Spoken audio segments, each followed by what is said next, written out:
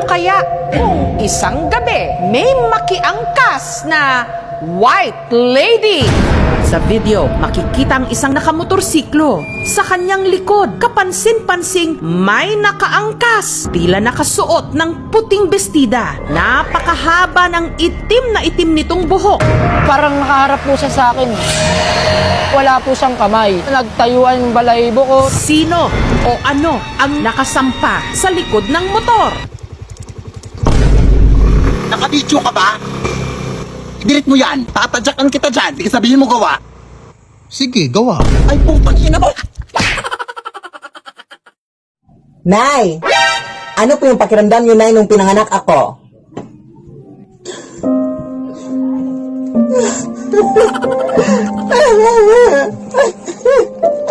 Anak! Alam mo ba, anak, nung pinanganak kita, anak? Grabe yung sakit na nararamdaman ko, anak. Hindi ako nakatulog ng gabi bago ka pinanganak, anak. Grabe yung mga kahirapan ko noon. Tapos wala pang sasakyan noon, anak, kaya tumakbo na lang ako patungong hospital, anak. Tapos nung lumabas ka na, anak, ang hirap matulog, anak, kasi parati kang umiiyak, anak. Hindi ako makatulog sa iyong iyak mo. At yun, alam mo na ang lahat, anak, huwag kang maging pabigat sa akin, anak, ha? At huwag kang maging tamad, anak. Kaya pumunta ka doon sa kusina, anak, at linisin mo yung lahat ng pinggan. At pumunta ka din sa tindahan ni Aling Marie kasi meron kayong 5 sakong bigas o doon. Ilagay mo dito sa bahay, ha? Anak, punta lang ako ng mall para mag-grocery. Okay, Nay. At siya nga pala, huwag mong bubuksan tong pinto, anak, ha? Kahit ba anong mangyari sa mundo, anak, huwag mong bubuksan tong pinto, ha? Alam mo naman ngayon ang panahon, ang dami ng mga budol-budol na tao, at kahit sino na ang posibleng pumasok dito. Baka manakawan tayo. At sige, Nay, masusunod po.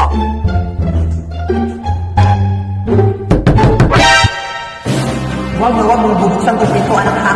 Hoy, sino yan? Nanay mo, anak. Pakibuksan na yung pinto, please. Nandito na ako. Hindi pwede, no. Kung ano ba nangyari sa'yo, anak? Mama mo, tuhoy. Tumahimik ka nga, huwag mo kong lokohin. O sige, silipin mo nga ako dito para makita mo yung mukha ko. Hoy, lumayas ka nga. Bakit ka nandito sa bahay namin?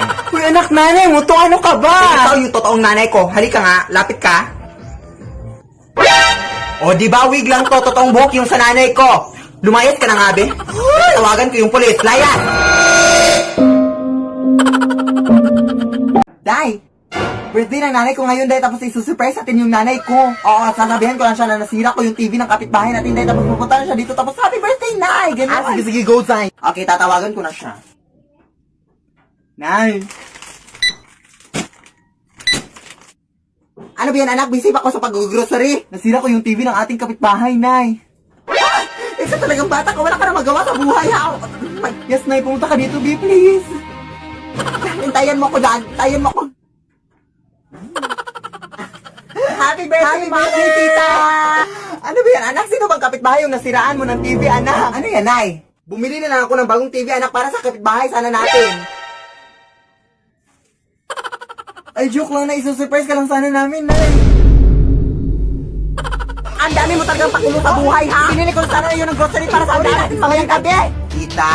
Ha? Happy birthday. Walang birthday. Anak! Punta tayo ngayon, anak, sa barangay hall, anak, para kunin yung ayuda natin. Sige, pero Nay, di ba nakuha na natin yung ayuda natin, Nay, last week? Oo, anak, pero sabi kasi nila, anak, na hindi na na-record yung sa atin, anak, kaya kunin natin ulit, anak. Di ba masama yung mga ganun-ganun, Nay? Oo, anak, masama yun, anak. Pero alam mo naman na marami tayong pangangailangan ngayon, anak. Kaya huwag mong sabihin sa harapan ng kapitan, anak, ha? Sige, Nay. Huwag mo ako ipapahiya sa harapan ng kapitan, ha? Yes! Magandang araw, Kap. Yung ayuda po namin, Kap. Sige.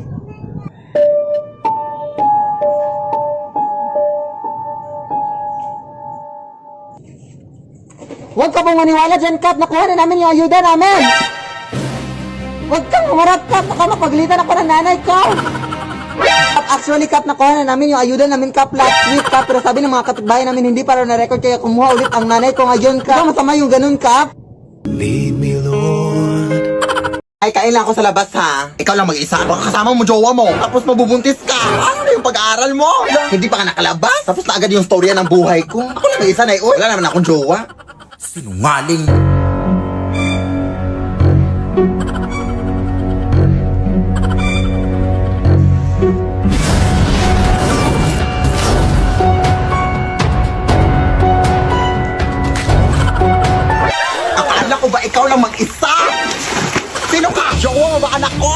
jowa. Ew! Habal-habal driver lang ako manang, uy. Hinatid ko lang yung anak mo dito.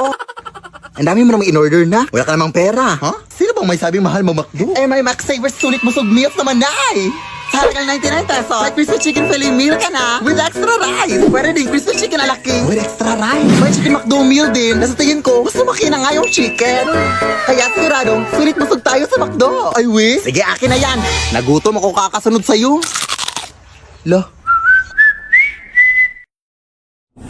Anak, pakihatin nga to kina Aling Marie, anak, kasi masakit yung paa ko, anak. Mukhang hindi ako makakalakad. Ah, sige, Nay.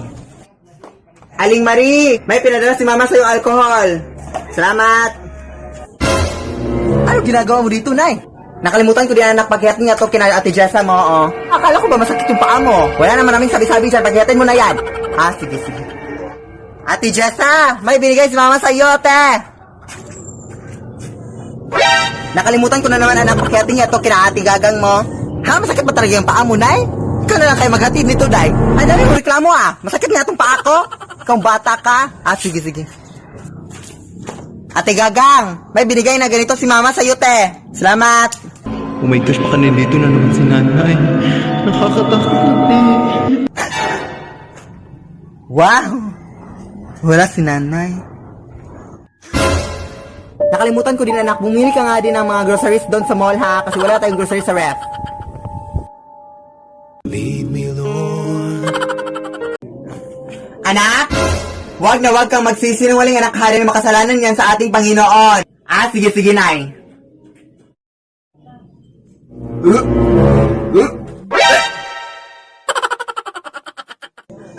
Buntis ka ba, anak? Bakit ka nagsusuka dyan?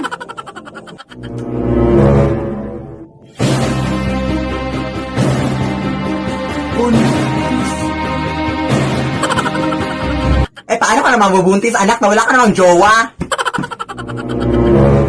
So, may jowa ka? Eh, sos, di ba, anak, sinabi mo sa akin na nagkahuwela na kayo ng jowa mo ko last month? Eh, sos, anak, di ba sinabi mo rin sa akin na baog yung jowa mo kaya hindi na kayo magkakaanak?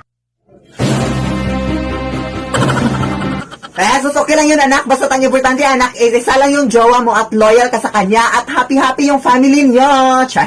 Ilan ba yung jowa mo, anak?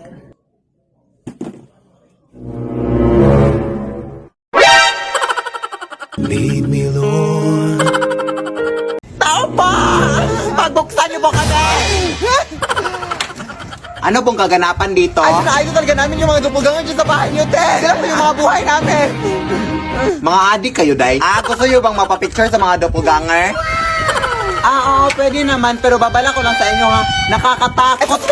Babala! Ay, meron ba mapapicture sa akin? Oh my God!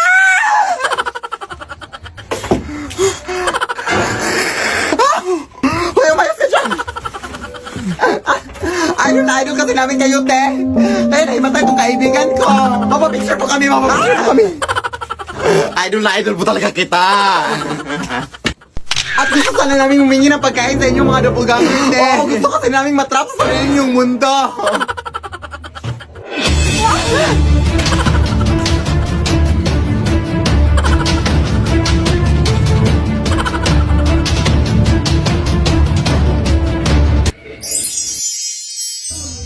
Uy! Uy, ma! It's 10 a.m. in the morning! Are you still asleep?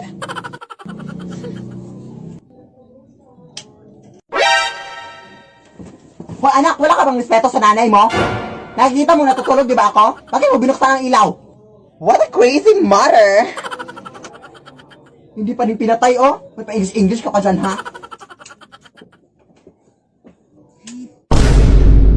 Hoy, anak, di ba sinabi ko na sa'yong... Pinaglalaruan mo naman ako, ha? Hoy, anak, ano bang trip mo, anak? Respeto naman sa nanay mo, oh, napagod na pagod, oh. Pagod na pagod. Ha? Are you crazy? Huwag mo kong ma-English, ha? Huwag mo kong ma-English, ha?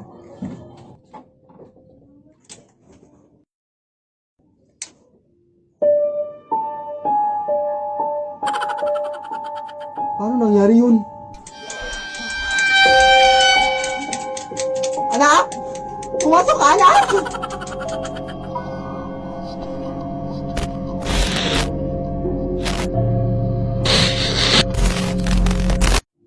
Lead me, Lord.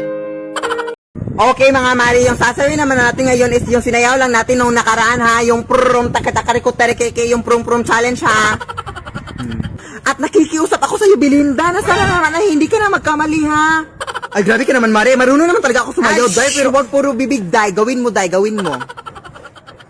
Sige, music na anak, music na. Sige, Nay.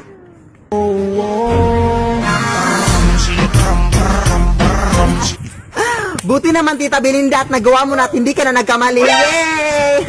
Grabe ka naman maka-judge, Day. Hindi ko na nga ginudge yung buhok mo na parang wig. Ha? Wala kang karapatan para pagsabihan yung anak ko ng ganyan, ha? Hindi mo alam kung gaano kahirap niya na pinataas niya ang buhok niya. Kailangan ko pa bang alamin? Hay! Sino yan? Wala la, Day. Baliw namin nakatulong, Day. Huwag kayong maniwala dyan, Day. Edited lang yan silang lahat, Day. Pagkaisa lang yung pagkataon nila, Day. Huwag kayong maniwala. Umuwi ka nga. Balik tayo. Wala kang karapatan ha para pagsabihan siya. Ha, may karapatan ako. Wala kang karapatan. May karapatan ako para kumain. Anong connect dun? Alam mo, inis na inis na ako kasi.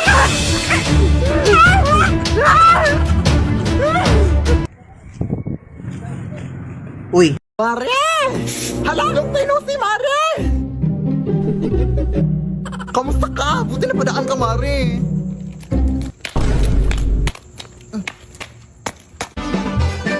Bakit di ba paa mo, Mari?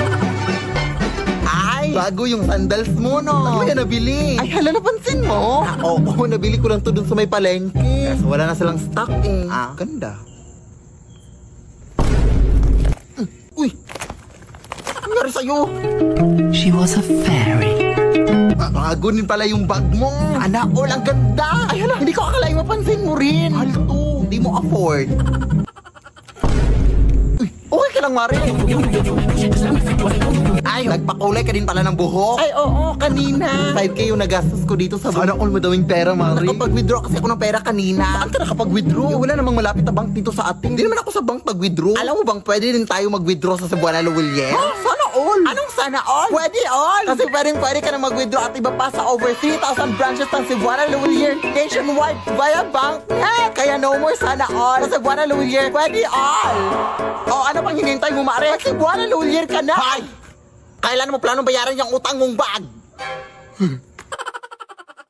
Pahingi ng baon, di papasok na ako sa eskwelahan. Uy, naku!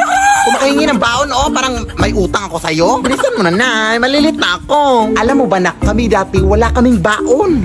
Bakit ko dun? Dati, nung nag-aaral pa ang nanay, ang ulam ko bago pumasok sa eskwelahan ay asin. Tapos, pahirapan pa kami dati papunta sa eskwelahan kasi dadaan pa kami sa maraming ilog na may mga crocodiles.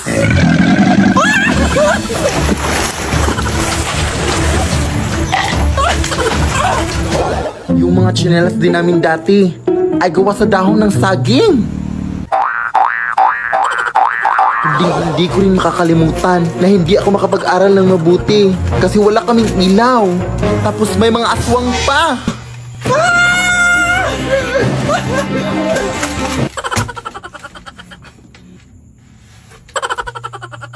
Kaya ikaw, anak. Nay! Ha? Nay! Huh? Nay! Di ka pa patapos dyan? Gabi na, Baon lang hinihingi eh. Ang dami mo nang nasabi. Matutulog na lang ako, Uy,